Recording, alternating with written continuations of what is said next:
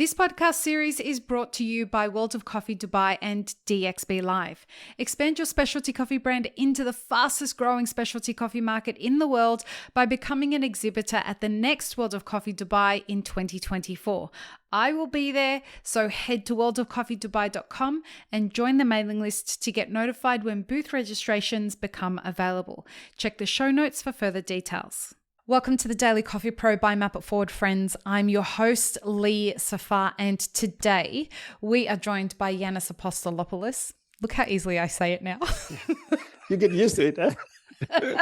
I say it like that now, like it's just like saying my own name. It took me a minute, but I'm there. But Yannis, hi, welcome to the podcast. Thank you. Highly appreciate that you can say my name correctly.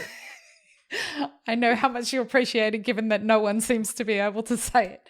So, guys, we have an illusion. We want you to pretend that we are at World of Coffee Dubai, because this is a re-recording of our conversation at World of Coffee Dubai. Yannis, thank you for making the time to do this. I know you're super busy. Folks, the audio just it corrupted. So we couldn't post the conversation. We are going to have the conversation again. Now, the series was asking the question, what is the future of specialty coffee in the Middle East? But Yannis, I want to kind of tweak that question for you, because you have different levels of access than everybody else that came on the podcast. And what I want to ask you is about actual World of Coffee. What is the future of World of Coffee in the Middle East? I think the two goes together. I think the Middle East is the fastest growing specialty coffee market in the world over the last couple of years. Mm-hmm. It's literally booming. There are a lot of investments around coffee in the area. We've seen like the investments in coffee in Dubai with TMCC and it's part of the culture. Okay, we know that. Like it's part of the coin of like it means more to people than just a cup of coffee, and it's a time that it's booming. We've seen the investments that is happening also in Saudi Arabia. So everyone is talking and investing in coffee at the moment in Middle East. And it's really interesting to see how people approach specialty coffee in not just the aspects of taste and in terms of luxury, as some people might claim, but it's also the aspects of sustainability, and it's something that we see that in the recent years people in the Middle East takes a lot into consideration, and they're putting a lot of effort around sustainable efforts. So it's really interesting. So that's why specialty coffee, I think with that, World of Coffee is going to grow. It's going to grow. We've seen this year, it was the second year we did World of Coffee. It was a very successful show. It was a show that we've seen a lot of trade happening, like producers from Africa and India, like in that region coming over to do business. All the machine manufacturers, the roasters village was like the most vibrant part of the trade show, and that was really amazing to see all these people coming together to talk and do business in coffee. So I think the future is going to be great. I've got a lot of questions like, why Dubai? I think Dubai it's the best hub you can have in the area for people to travel, for people to do business. It's easy, and it's where you have that unique blend between different cultures. It's the most multicultural and I would say diverse city at this moment in the Middle East, and that makes it even more attractive. So it has become a hub for doing business for all over the world. And then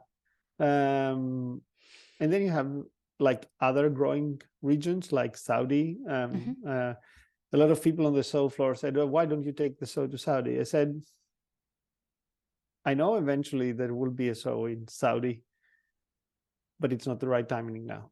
Like things are going to happen, but it's gonna take time.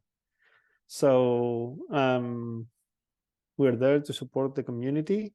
The coffee industry is booming everywhere in the Middle East, and with World of Coffee, I do think that we're doing the right thing to support the whole region in a way which is meaningful and sustainable for all of us.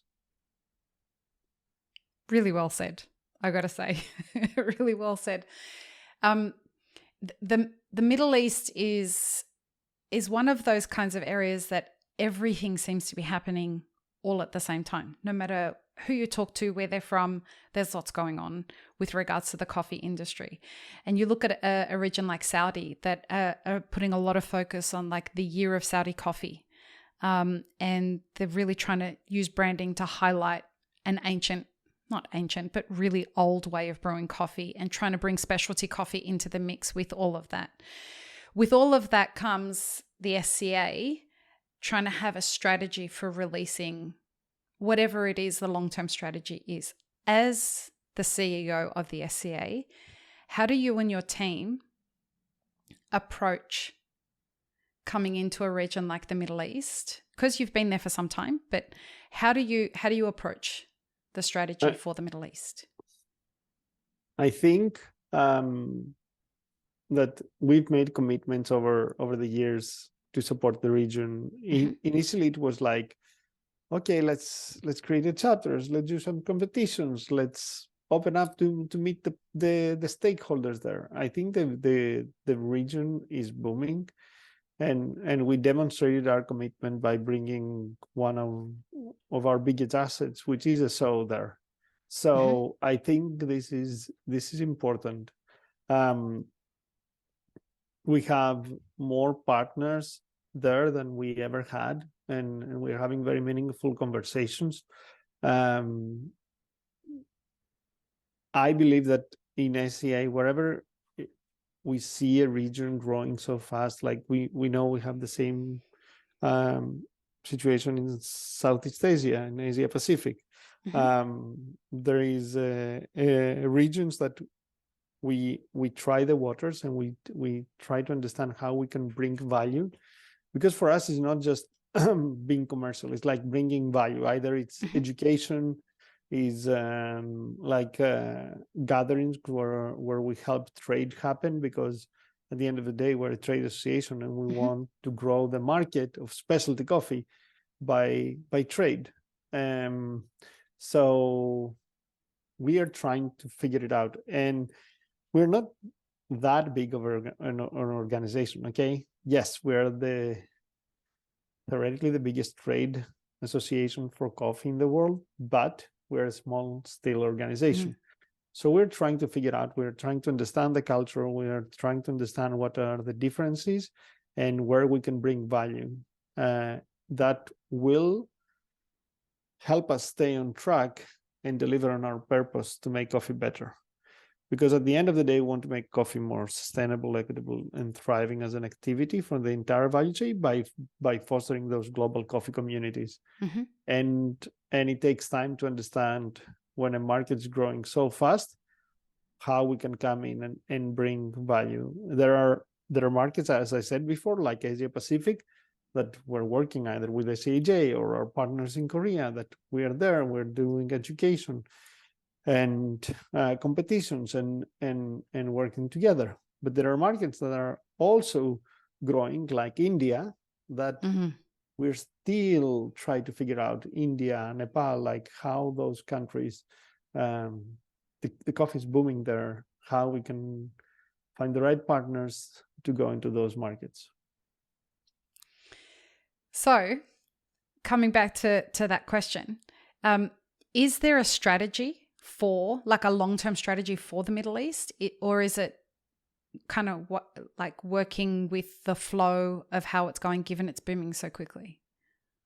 Well, there is a strategy not for the Middle East. There is a strategy for how we engage with communities and how we help grow the markets. One of the things that you're going to see over the next period with SCA is SCA for the first time is going to start focusing on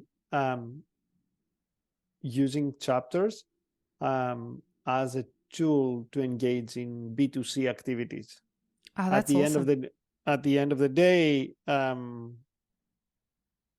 if we manage to grow specialty coffee market and bring awareness about specialty coffee, that will grow the market and will make it will make the coffee value chain more sustainable. And chapters that it's mostly formed by professionals and companies that they trade within a certain country or region are the experts on engaging with consumers.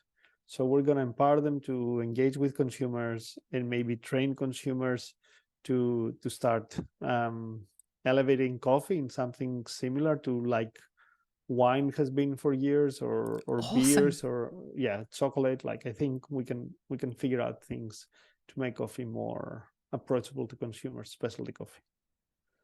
Yeah, that's really exciting, because especially like the Middle East is one of those regions where like the West looks at it and says, oh, look, a whole bunch of Arabs, me being one of those Arabs. But the intricacies that lie within those different kinds of communities mean that, like at the beginning of our conversation, we were talking about how Saudi, it being such a big population compared to all the other populations around there, they have their ideas of where specialty coffee should be going in the region, given that they're booming, etc., etc. So I think an interesting thing that I observed is that everybody's got a different idea of which direction the strategy should go. And I think it's probably helpful that people know that there is actually a strategy. Well, yeah. I think as SCA, we're very well equipped to... So what we're doing really good, I would say, is understanding how science behind coffee works, identify how we can leverage the different points in the value chain to make an impact. And then we take research to create standards, and standards to education, and that's a loop. I think educating consumers will be a key if we want to succeed in the future. And I just want to say something on that I definitely observed at World of Coffee, and a lot of people started talking to me about it in the podcast episodes. Mauricio Garcia pointed it out first, and he said he talks to his customers, and he's based in Saudi. He's Colombian based in Saudi. And he says he had a customer say to him that he drinks CM coffees. And he said, I discovered this Gesha, this Panama Gesha. And, before I was just drinking CM coffees, and now I've discovered this Panama Gesha, right? And Mauricio was like, yeah, but you're going backwards to the way that most of us discovered these different kinds of coffees and processing methods and things like that. What we started talking about how was like over 20 years plus, we started at washed coffees and natural coffees, and then we went to, honey processed, and then we went to eventually to CM and whatever. Where they're starting with the kinds of coffees that they're trying and the education that they're getting is all at the same level, all at the same time as what it took us 20 years to go through, which formulates this kind of really exciting potential for where they take that compared to where we have taken that over 20 years, right? There are very similarities with Asia Pacific. Like consumers there are more educated, or they're looking for different kind of stuff that most people, let's say in Europe or the US, are looking. But yeah, I totally agree with you. Like that, this is really, really fascinating, and we're going to see how it plays down the road. Yeah. And that's the beauty of having like Mauricio's Colombian. He's worked in specialty coffee for 15 years in Colombia, and now he's in Saudi working in coffee. He gets to bring a different perspective, but also see a whole new way of doing things, which is going to be so exciting. Yeah. And don't forget, like Saudi and Yemen are producing countries in the region. Yeah. Still. Okay. And there are really good coffees there. Like we've tried the coffees from Yemen, I've tried some coffees from Saudi, and they're very interesting and very nice coffees. So yeah, it's an interesting dynamic. So before we wrap up, I have something to congratulate you on. Really? I know that doesn't happen often. You're like, oh God, what is she going to say now? No. You and Khalid Al-Mullah were working a long time ago on a project for people of determination. Yep. And that project actually came to life at the World Government Summit. And Bee Cafe was celebrated at World Government Summit that finished today, actually, the day that we're recording it. A lot of places want to be able to say that they've done this kind of stuff. All the partners and stakeholders involved in this actually got it off the ground and made it happen. So congratulations. It's fantastic. Yeah, I think there are a lot of people that they want to help people. They call it in UAE people of determination, and which is people that they have like disabilities or autistic people. And I think everybody needs to see that they are very gifted people, and they can do a lot of things. It's the institution in Abu Dhabi who supports those people put a lot of effort with our team to take the coffee skills program and translate it in a way so that they can teach it to people with determination. And actually being on the Bee Cafe in Abu Dhabi, which is fully operated by people of determination, from the cashier to baristas, everything, and companies that they supported by creating like special equipment or whatever it needed. It's really nice to see it happening. And I'm very positive that we can take this and get it to other countries that they really want to support people of determination. We will include links in the show notes so that people can see exactly what happened. It really is a beautiful project, and it brings a lot of dignity to all the stakeholders involved. And that's the kind of thing that we need to see more of, I think. Yeah. You mentioned Khalid, and I want to take the moment there. There are different people that they have supported by volunteering and putting a lot of effort. And Khalid is definitely a person in UAE that has put a lot of effort by just volunteering to get where specialty coffee is today in UAE. He's one of the reasons that World of Coffee is a success. He puts a lot of his time.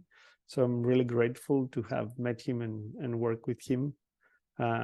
He's a true leader in the area. Yeah, he's an outstanding human being. He really is. And the industry is really lucky to have him. Indeed.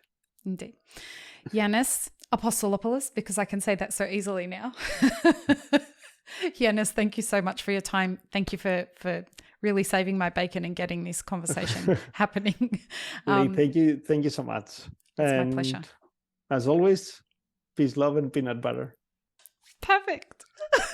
Thank you Have so an much. amazing rest of your day, everyone. Bye. Thanks, friends. If you enjoyed this video, here's what you should check out next.